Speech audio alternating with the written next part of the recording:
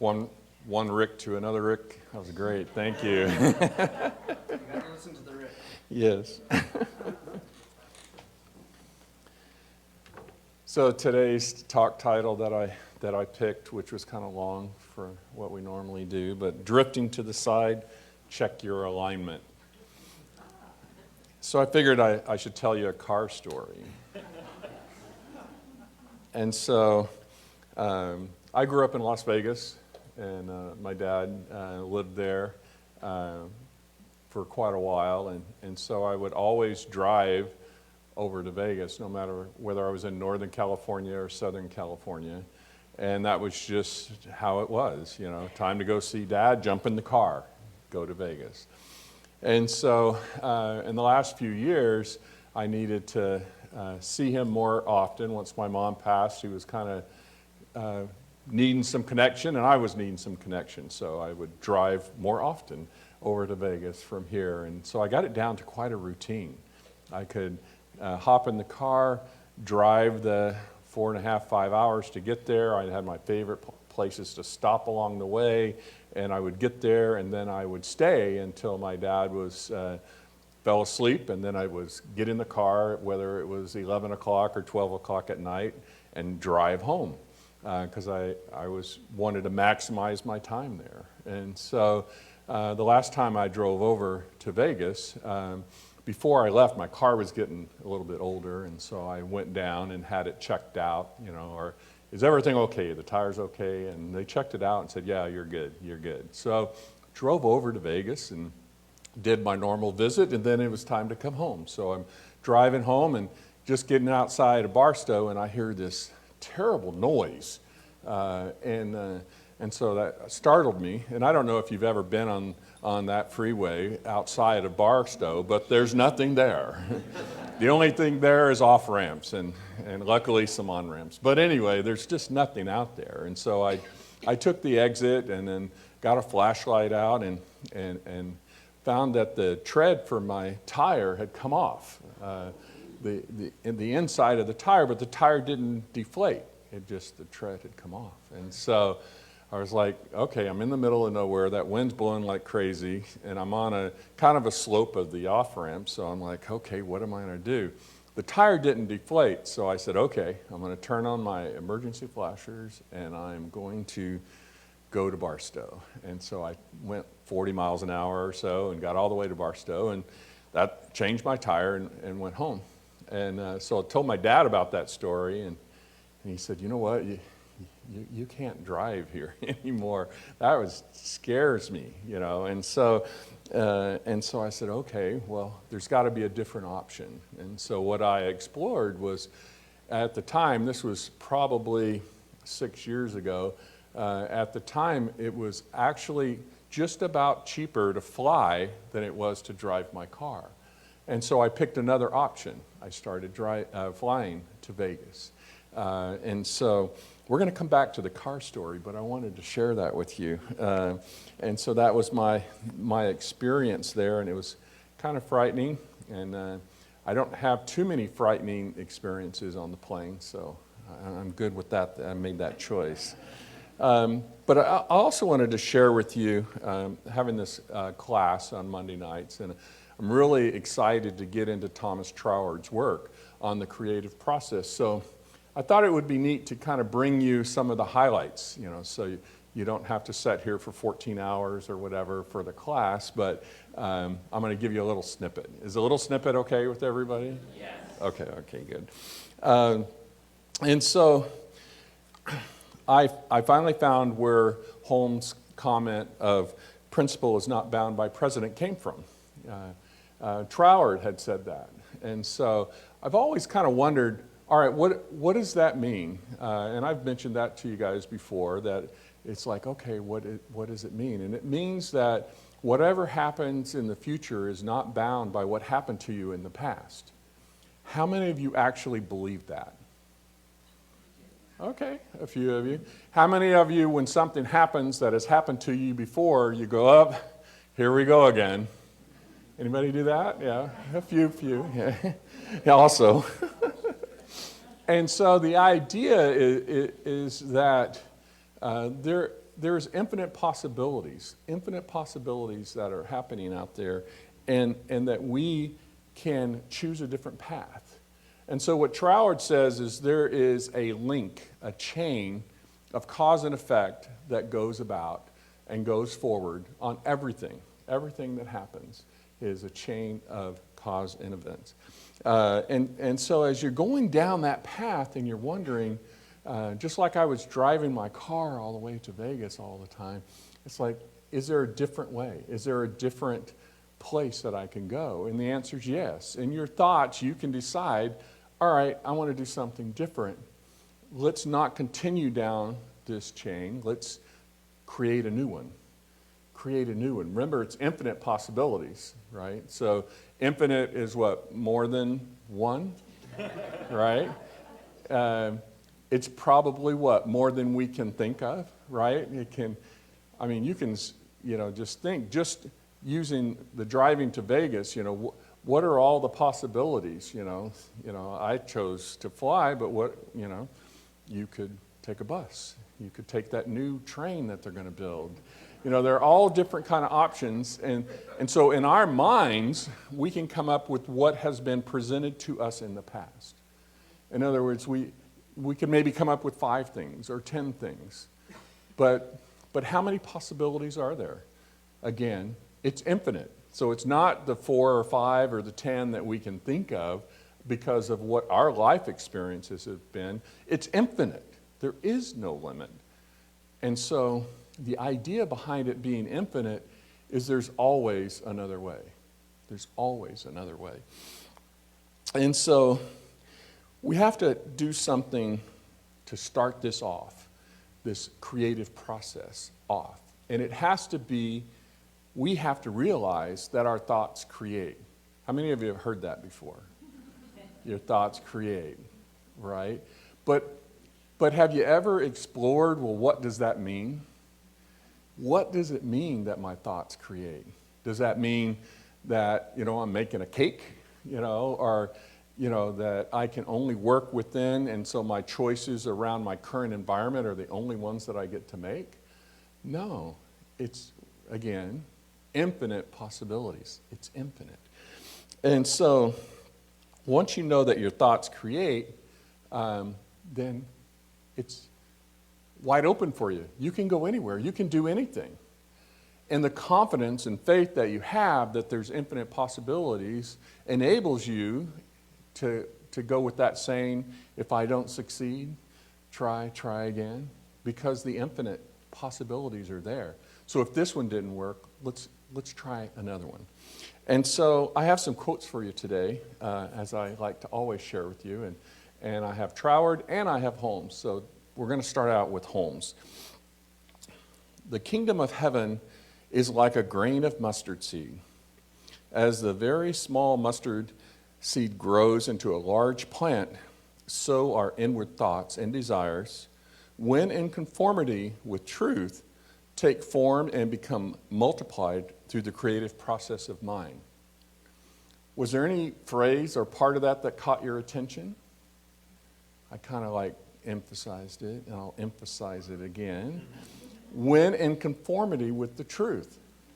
Now I find out why I'm not winning the lottery. Because that's not in conformity with the truth. And so that little phrase right there, if you remember that, it'll keep you from getting derailed in your creative process. Because you need to be in alignment with the truth in order for something to be created. Now, something may get created if you're not in alignment with truth, and it may not be something you want. Have any of you ever done that? Created something you didn't want? All right. And so the idea is that if you're expressing and expanding your life, expanding the love, that you're making choices in your creation that will do just that. So we get past the materialistic things of, I want to win the lottery, or I want to raise, or the things that are monetary that are out there. We get past those and we go inside and we have that spiritual energizing that makes our life better, brings joy into it. And so another way that Troward expressed it is that we have to be in harmony. We have to be in harmony.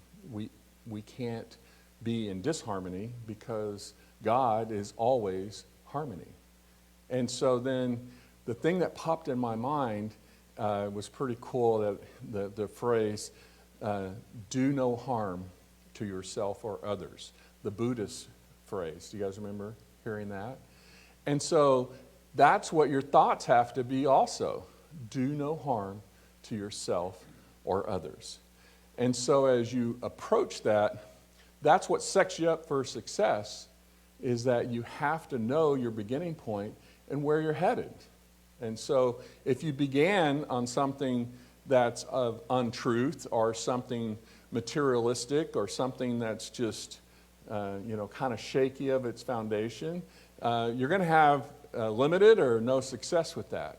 So you have to dive into that and get to the core of the truth of who God is and who is that divine spark within you. You need to connect with it. And as you connect with it, then it's easier to make the decisions on what you want to create. I mean, we can make a whole list of things that we don't want to create. Do you guys have that list? Anybody have a list of what they don't want? Okay. Well, it's harder to make a list of what you do want, and it's even harder to make that list of what you do want to expand your life, to expand your love. It takes some thought, literally, to go beyond the day-to-day. And that's what this is all about. This thought process of creating is not what's happening right in front of you. It's what's happening in your mind. It's what's happening in your feelings. It's happening in the love that you experience with others and that you experience with yourself. And so with those thoughts of harmony, lost my next quote, which is also from Holmes. The creative process is an action of mind upon itself, whether it be the great universal mind as God creating a universe, or the action of mind in man and his individual use of it. True creation is the unfoldment of an idea, the very urge of the life principle as an idea to create something new out of apparently nothing. And so, as you think through on the process that you want to experience, this kind of gives you some parameters for those thoughts and that creation. And so, once you get beyond things, then the magic starts, the excitement starts. For me, as I have gone through life, yes, I got a new car and was excited about it for a moment. But the joy that I have with my grandkids, the joy that I have with my kids, the joy that I have sharing this experience with all of you doesn't even compare to that car. That car, what car? What car? I'm even buying used cars now, so I don't even get the new car feeling. But that love that we have, that love that we experience, and that love that can grow, you can't put a price tag on it. You can't do anything but embrace it. And I can't think of anybody, even in this room, that would not pick to have an ever-expanding amount of love in your life, ever-expanding connection with people, connection with your family. Everybody would pick that. Everybody. And so these thoughts that we have, you have to have them. There's some people out there that says, okay, I'm going to be real still. I'm not going to move, and nothing bad is going to happen to me. All right. Okay? If I don't engage with people, then I can't be disappointed. If I don't engage with my family, then I can't be not loved.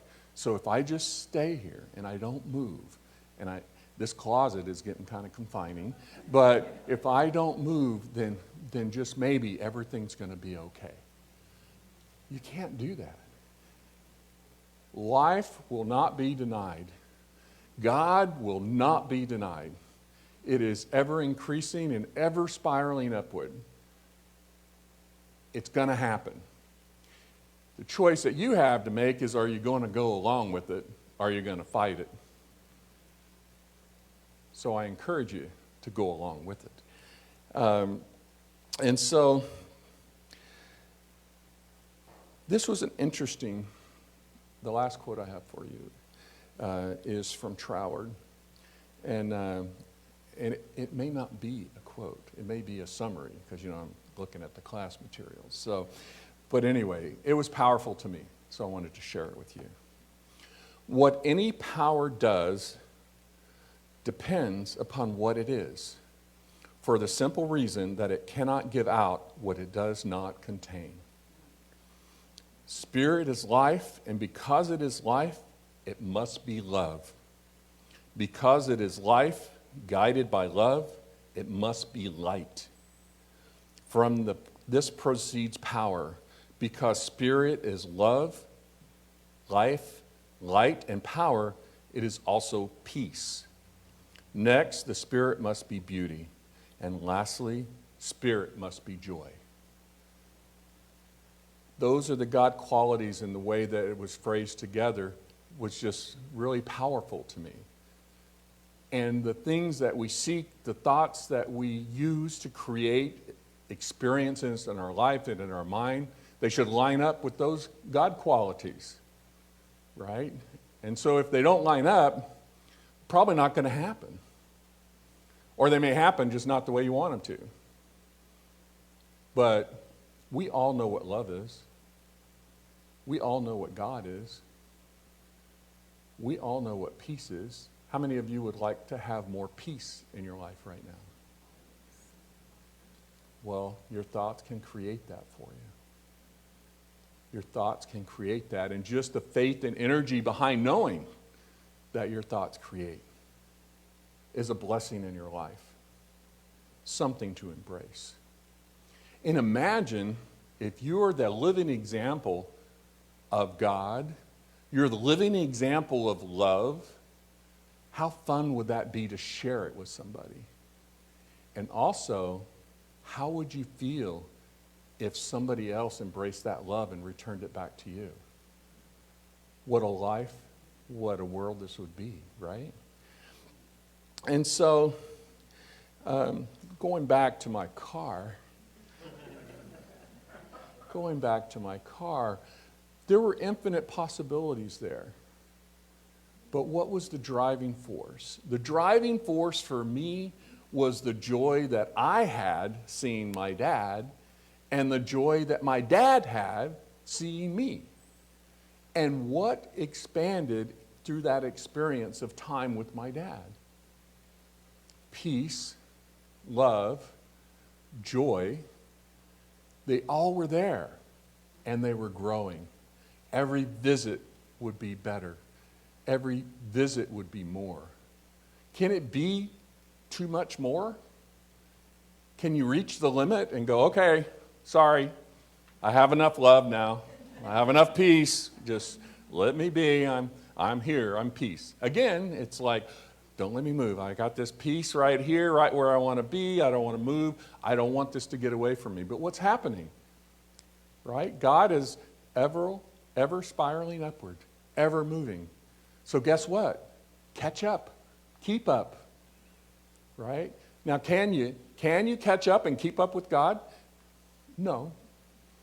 But you're headed in the right direction. And you know what you're looking for.